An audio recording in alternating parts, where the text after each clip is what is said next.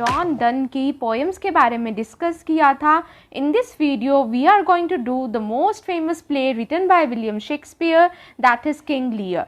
So let's get started.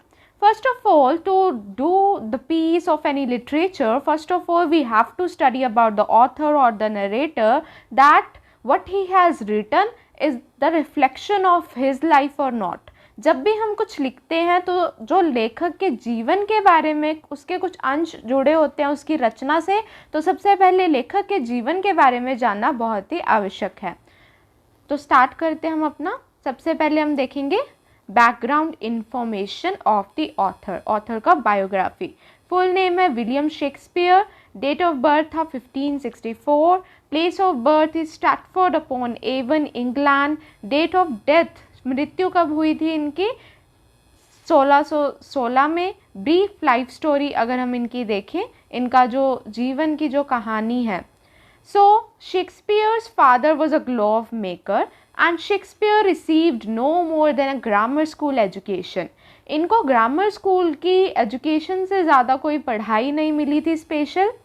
He married Annie Hathaway in 1582 but left his family behind around 1590 and moved to London where he became an actor and playwright. तो इनकी शादी हुई any Hathaway से, लेकिन somehow इन 1590 ये अपनी family को छोड़ के लंदन में चले जाते हैं, जहाँ पर ये एक एक्टर और प्लेराइट का काम करते हैं. प्लेराइट मतलब who rights the place.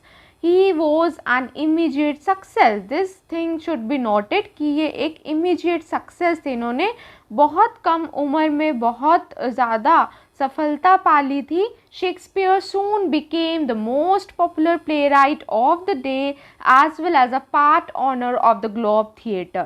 His theatre troupe was adopted by King James as the King's Men in 1603. Shakespeare retired as a rich and prominent man to Stratford-upon-Avon in 1613 and died 3 years later. तो जो इनका जो theatre का troop था ये king James द्वारा adopt किया गया और ये ग्लोब थिएटर के पार्ट ओनर थे. पार्ट ओनर मतलब हाफ हिस्सा इनका था. और शेक्सपियर की जब मृत्यु हुई, रिटायर्ड हुए, वी कैन से, मृत्यु इनके 3 साल बाद हुई थी 1616 में. तो 1613 में जब ये रिटायर्ड हुए तो ही was a rich and prominent man थे स्ट्रेटफोर्ड अपॉन एवन के जहाँ इनका जन्म हुआ था. आई होप आपको ऑथर की बायोग्राफी एकदम क्लियर हो गई है. Now we will proceed to our next point, that is key facts of the play. So full title है इसका the tragedy of King Lear. We see different genres in the literature, that is tragedy and comedy. Comedy होता है जब आपकी happy ending हो किसी play की. Tragedy होता है पेनफुल एंडिंग, दर्द भरी एंडिंग हो. तो genre इसका ट्रेजेडी है. सेटिंग, ट्रेजेडी मतलब पेनफुल एंडिंग है. We will see that how this ending is painful. Setting क्या है, Venice and the neighbouring country estate of Belmont. Climax, अंत में क्या होता है, Lear raging in the thunderstorm. जो किंग लियर है, जो राजा है इस प्ले का, वो बहुत ज़्यादा गुस्से में पागल हो जाता है. And we will see that how that anger proved his destruction, devastation, कैसे वो एक तरह से ख़त्म हो जाता है. प्रोटैगनिस्ट क्या है इसके, King Lear, Cordelia, Edgar, Gloucester. Protagonist होता है main hero of the novel और we can say main heroine. And in the same manner antagonist is opposite of the protagonist, जो विरोध में खड़ा हो उसके, लेकिन वो main, we can say main hero की तरह होता है लेकिन अपोजिट में होता है. सो एंटागोनिस्ट है इसके Regan, Goneril and Edmund. Historical and literary context की बात करें तो ये प्ले कब लिखा गया, 1605 में. वेयर रिटन, इंग्लैंड में लिखा गया ऑब्वियसली बिकॉज शेक्सपियर इंग्लैंड के थे. व्हेन पब्लिश्ड, कब किया गया, 1608 में. लिटरेरी पीरियड क्या, ये बहुत इंपॉर्टेंट होता है बच्चों. जब भी हम कोई प्ले करें तो उसका लिटरेरी पीरियड की किस दौरान वो लिखा गया, तो वो रेनेसां के दौरान ये लिखा गया प्ले. सो रिलेटेड लिटरेरी वर्क्स क्या है इनके, Shakespeare Drew the main plot of King लियर. इसमें क्या करता है, जो मेन प्लॉट है, जो राजा है King Lear, that is the story of a ruler who divides his kingdom among his children and is consequently ruined.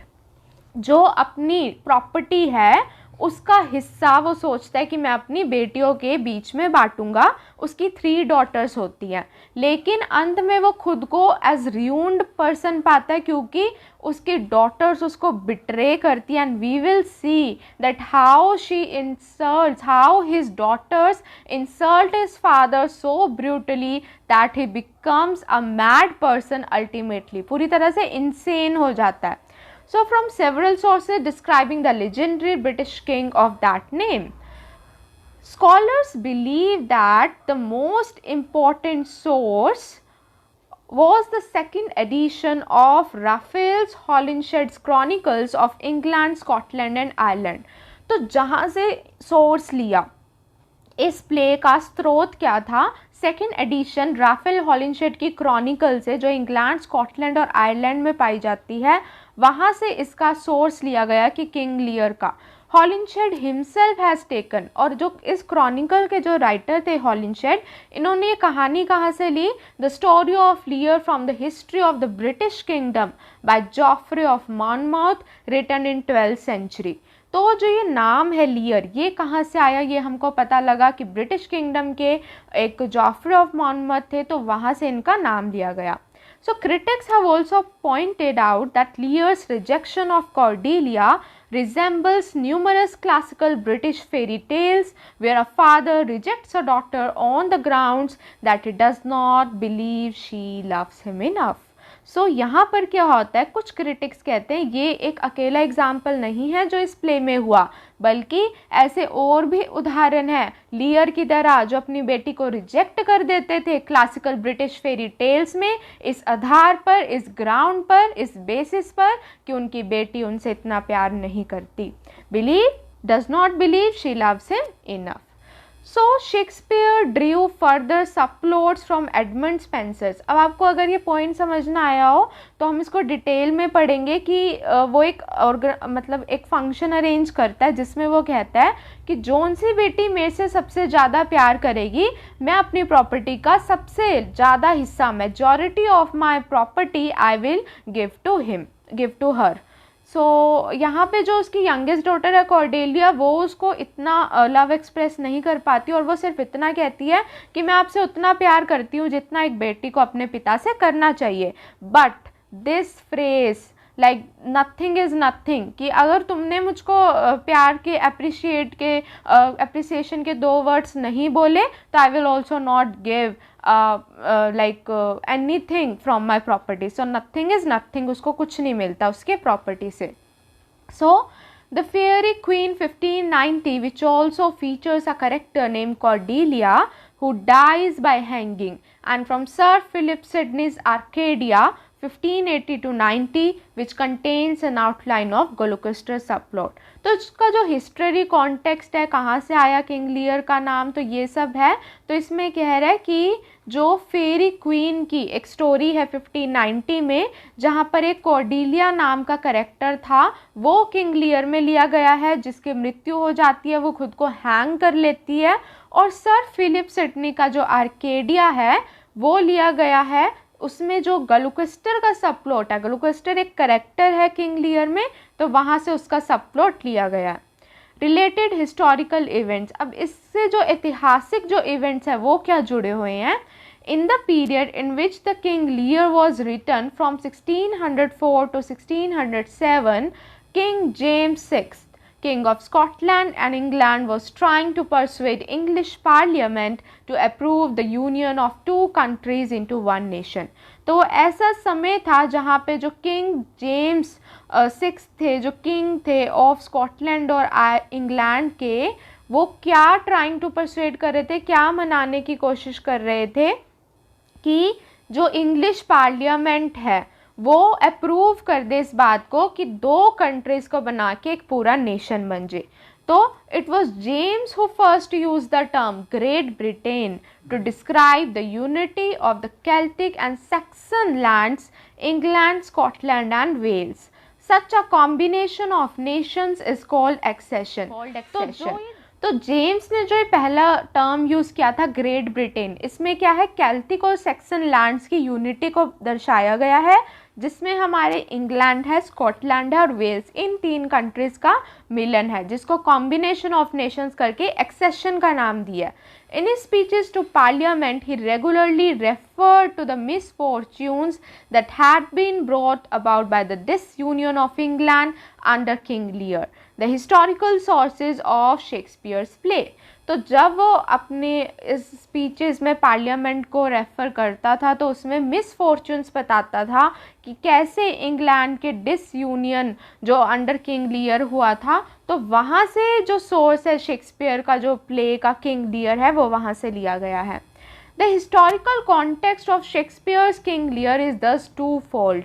Reading it, you should keep in mind both the history of King Lear and the discussions on union or disunion of Britain in Shakespeare's own time. तो यहाँ पर जैसे King Lear का हम पढ़ेंगे, उसका भी राज्य पूरा उथल पुथल हो जाता है जब वो डिवास्टेट हो जाता है एट द लास्ट, जब उसकी जो दोनों बेटियां हैं वो उसको बिट्रे करती हैं, उसको धोखा देती है। यहाँ पर भी जो किंग लियर की असली लाइफ में उस टाइम पे जब ये प्ले लिखा गया तो ग्रेट ब्रिटेन के यूनियन और डिसयूनियन के बारे में बातचीत चल रही थी, और जो हिस्ट्री ऑफ किंग लियर, जो किंग लियर वहाँ से जो नाम आया हिस्टोरिकल कॉन्टेक्स्ट में, तो ये भी इस कारण एक 2-fold है। एक्स्ट्रा क्रेडिट पुअर टॉम के बारे में, ये भी एक करेक्टर है जो एडगर है, जो बाद में पुअर टॉम बन गया था, तो इसका हिस्टोरिकल कॉन्टेक्स्ट कहाँ से लिया? The character of poor Tom और the Bedlam beggar as which Edgar disguises himself. Edgar जो है वो डिस्गाइज, वेश धारण कर लेता है पुअर टॉम का, इज बेस्ड ऑन वैगाबॉन्ड्स और madman considered dangerous in the England at the time. तो जैसे पागल लोग होते हैं और वो इंग्लैंड में डेंजरस कहे जाते थे एज अ वैगाबॉन्ड, जो इधर उधर घूमते हैं बिना किसी डेस्टिनेशन के, तो पुअर टॉम को, जो एडगर है उसको पुअर टॉम की as a we can say एक नाम दिया गया। Bedlam was a slang word for Belthamum, which was the name of the mental institution in London. तो बेथलेहम जो नाम है वो बेडलम एक स्लैंग वर्ड है उसका, जिसका मतलब क्या होता है असली में? एक मेंटल इंस्टीट्यूशन लंदन का। और हम देखेंगे कि कैसे एडगर पागल होने की एक्टिंग करता है इस प्ले में। सो अभी आपको थोड़ी चीज़ें नहीं समझ आ रही होगी, लेकिन आगे जैसे जैसे हम चलेंगे, this story will unfold various aspects in which you are going to understand each and everything of this play King Lear. 2 versions हैं इसके. There are actually 2 different versions of King Lear. The History of King Lear published in quarto from 1608 and the Tragedy of King Lear which was published in first folio 1623 and is very substantially revised from the play published in 1608. तो एक 1600 play 8 में इनका जो publish हुआ, जिसको history of King लियर के नाम से कहा गया, और जो सेकंड है इनका वो 1623 में हुआ पब्लिश, जिसको किंग लियर के नाम से, द ट्रेजेडी ऑफ किंग लियर के नाम से पब्लिश किया फर्स्ट फोलियो में। Before the 1990s, editors usually blended the 2 texts, taking what they believed were the best versions of each scene. तो 1990 से पहले एडिटर्स ने क्या किया, दोनों टेक्स्ट को, 1608 वाले को और 1623 वाले को, दोनों टेक्स्ट को ब्लेंड कर दिया, मिक्स कर दिया, और जो उसके बेस्ट वर्जन्स थे हर एक सीन के वो उसमें एंटर करे। So in recent times, some editors have started focusing on the original 1608 edition. Poor फूल की अगर हम बात करें तो शेक्सपियर के जो प्लेस हैं उसमें फूल मूर्ख कहलाए जाते हैं, लेकिन असल में जो ये फूल्स हैं, they are the big game changers. ये मोस्ट इंटेलिजेंट पीपल होते हैं प्ले के, ये असल में मूर्ख नहीं होते, ये ऐसी बातें कर जाते हैं उस प्ले में जिसकी वजह से प्ले जो है हमको बातें समझ, हिंट्स हमको मिलने लगते हैं। उन हिंट्स पे हम एज अ मतलब हम अंदाज़ा लगा सकते हैं कि कौन सा जो कैरेक्टर है प्ले में वो एक गलत रोल प्ले कर रहा है। तो fools are the people who warn the protagonist about their mistakes especially in the tragedy. तो शेक्सपियर का जो डे है वहाँ पे जो roles of Cordelia and the fool were often doubled. ऐसा माना जाता है कि जो रोल है जो कॉर्डेलिया का और फूल का वो डबल्ड किया गया। डबल्ड मतलब played by the same actor. Since the two characters are never on stage at the same time, क्योंकि स्टेज पर, रंगमंच पर एक जो करेक्टर है, एक पात्र, वो अपनी एक ही पात्र की एक्टिंग करेगा, एक करेक्टर की, लेकिन हमने इस प्ले में देखा गया पहले कि जो दो करेक्टर हैं वो कभी स्टेज पे सेम टाइम पे नहीं थे। तो एक ही बंदा फूल की भी एक्टिंग कर रहा था और कॉर्डेलिया जो यंगेस्ट डॉटर है किंग लियर की, उसकी भी एक्टिंग कर रहा था। Shakespeare alludes to this fact at several points in the play। तो ये बात साबित होती है हमको प्ले के सेवरल पॉइंट्स में। फर्स्ट टाइम कब ये बात साबित होती है, that Lear summons the fool, वो एक मूर्ख को बुलाता है। इन 1.4 both he and his knight observe that the fool has been melancholy ever since Cordelia was sent to France।